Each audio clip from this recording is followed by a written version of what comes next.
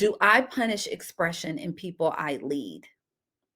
Do you provide opportunities for expression without consequences, especially when the outline has not been given of what that expression and how that expression should be dealt with or presented in the culture to the team or even to you individually? Because you may say, I prefer you to come to my office and talk to me or to schedule an appointment.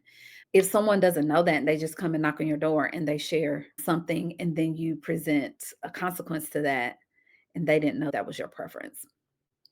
Think about that question for you and peradventure other leaders that you are grooming, mentoring, and elevating to the next level. Hello, I am A.L. Starks, and welcome to Two Sides, One Solution podcast, where we talk all things mediation from a bird's eye view, from a drone perspective. We're able to see all aspects of a situation, and we navigate that together to find the one solution out of the two scenarios, the two parties, the two sides of every encounter. But right now, we are in a series, and I love this series. This series is Little Fires. It's always those little things that come and then it begins to expand.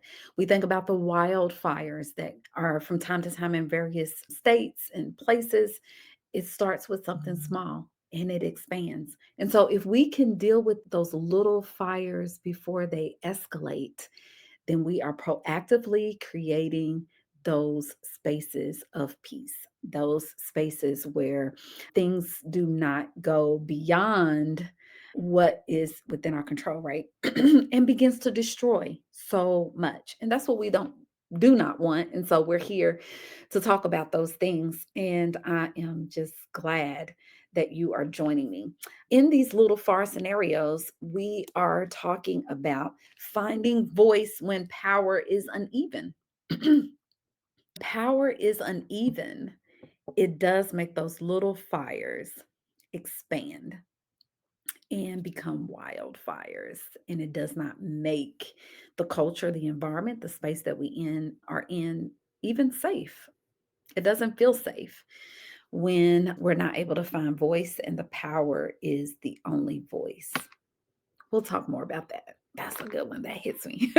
When that power is the only voice, it just makes it very, very difficult. So, for us, what we're going to do as leaders, and I am talking to leaders of leaders, I'm glad that you are locked in to this podcast and you're joining me when I come because I know for a fact you are a leader and leaders of leaders because you influence other people. And we're not talking about whether it be a mega size, it could be 5 individuals that you're leading on a daily basis, a weekly basis. It could be 10, it could be 1,000, whatever it may be, you are leading. And how are your skills and your perspectives creating little fires to big fires? How are you proactively coming in an objective way to master the skills needed for you to lead well? And so we are going to be talking about that. I have used some scenarios even last time, and I'm going to use another scenario today that I'm starting out just talking about me. And I hope you, as we go along, will share more as you send in your situations. We can allow ourselves to grow together. But today, this scenario is focusing on when expression comes with consequences, when something happens and you're caught between two scenarios and you recognize that the thing that you are speaking of comes with consequences. And we all have dealt with that. And probably sometimes we deal with it on a daily basis. But the comfort, our goal is to help us gain comfort in discomfort. We want to do that for sure. And to know that sometimes there is consequences. So let's talk about my scenario today. And my scenario is as a 10-year-old young lady leaving a family event, family situation of some time at an individual's home. and speaking up and sharing in the midst of the conversation. Everybody's excited, everybody's like emotionally charged and in a great atmosphere. And so as a 10-year-old, you want to jump in and be a part of the conversation. And so I did that, but unbeknownst to me at that time, I shared something that was not, I guess, conducive to be shared from my household, from like my mom's perspective, and not from my perspective. I thought it was great to interject that. But once again, this caused an upheaval in our situation as mother and daughter, little fires, right? Little fires. And I remember going home and my mom sharing with me, "You never share anything out of my house." Well, I didn't know that that was something that was that there was a gatekeeping component to that situation. And as a 10-year-old, not understanding what that is. So, clarity. Part one, we talked about being a leader, listening is so important. So, as you listen, you're able to give clarity, which helps those little fires to not escalate. And so I can see here these patterns of learning to be a leader, even from a little girl, from 5 and now 10 in this scenario, of learning what to speak, when to speak, how to speak, right? And recognizing that sometimes our expression comes with consequences. Why? Because in this situation, like really, I got a spanking. Like it was not good. It was not good. And the consequences were hard. And I remember this for a fact well into my adulthood, that make sure your expression is vetted and the parties in which you are sharing information about and regarding are on the same page, that that information can be shared, right? So I didn't recognize the consequences came in that manner, but from that consequence I learned that in this exchange between my mom and I, that we had two different sides, two different views. I had a fun loving, innocent, this fit right into the conversation perspective. And she had this was privy to us, only to us. And you were not to share that with others' perspectives. All right. We have two sides here. So learning what that looks like to grow in the expressions and the thoughts. And once again, from last episode, the authority figure, right? The authority figure here had the standard of what was to be expressed, and had the standard of what that looked like. So even as leaders, if we're not expressing that and sharing that, and then we're bringing this hard consequence to something that an individual didn't even know was the structure, they didn't know that that was the standard, and then they gain a consequence that is extreme, that is something to think about. So we don't want individuals to get to a state where they're overthinking their expression or they're emotionally shrinking because we haven't outlined the standard. So important.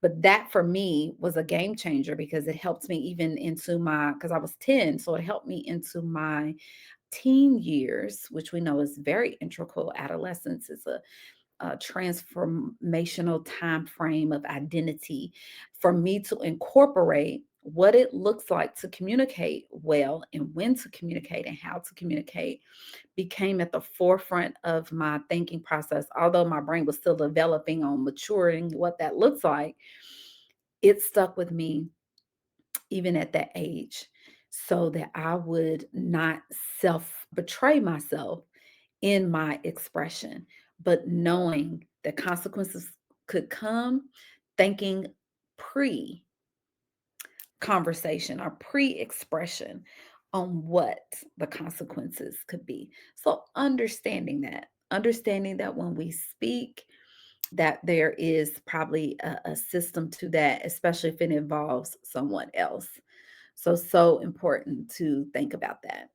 The question that I'm posing today, so what will be the solution here? But this is the question. I'm going to give the question first. Do I punish expression in people I lead? Think about that for yourself as a leader of leader. leader of leaders. Think of that for yourself so that you're mastering your patterns, structures, and environments that you are leading. Think through that. Very important question for you. Do you provide opportunities for expression without consequences, especially when the outline has not been given of what that expression and how that expression should be dealt with or presented in the culture to the team or even to you individually? Because you may say, I prefer you to come to my office and talk to me or to schedule an appointment to talk to me. If someone doesn't know that and they just come and knock on your door and they share something and then you present a consequence to that and they didn't know that that was your preference. Important to note that. Important to note that. So think about that. Think about that question for you and peradventure other leaders that you are grooming, mentoring, and elevating to the next level. Think on that. So, so good. So good. Now, the solution in this scenario, I wanted to put that here so that we're thinking about that. The solution is learning how to speak without abandoning yourself. Learning how to speak without abandoning yourself. So, the fun loving part of myself, the community centered part of myself that encouraged me to speak and encouraged me to share in that moment, even though I was a young girl, but that part of me is still a part of my adulthood. So I'm strategically in episode one and episode two, part one and part two, um, taking us on a journey, from so little from 5 to now 10, because you as a leader need to look and explore your childhood. Those things honestly impacted you. Those things honestly shaped and molded who you are. And can those things be perfected? Absolutely. Yes, it's gotten you where you are. Kudos to you. Keep leading and leading the way that you're doing and being in the spaces that you are to help and using your gifts and abilities and the talents. But can you be perfected more? Yes, absolutely. So that's why I'm presenting these questions in these episodes for you to think about that. And so today's question was, do you punish people that you lead for expression? So think on that for sure. That is important for you. But then we also want to continue to consider the solution to this scenario is learning how to speak without abandoning yourself, and then allowing people that you lead to learn how to speak without abandoning themselves. We don't want that. And so that same, as I mentioned, that same loving person that I was and just people person and wanting to talk is still who I am as an adult, but with maturity and with a little more knowledge has helped me to grow in that expression. And I continue to grow. I've not been fully perfected until we get out of here. I always say that. And your whole life, if you have the heartbeat to be a consistent learner, and most importantly, that consistent learner of you, man, that is a game changer for sure. And even lifespan, I would say, definitely, even in lifespan. One question that I didn't like put up, but I did want to share. I made a note here. When did I confuse being quiet with being wise?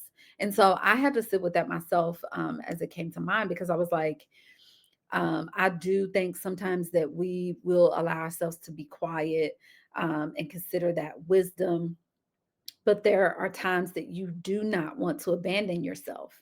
So the solution for today is learning when, where, how to speak and express without the abandonment of who you are, the abandonment of your thought processes, or the expression that is needed for that particular situation. So, two sides, one solution.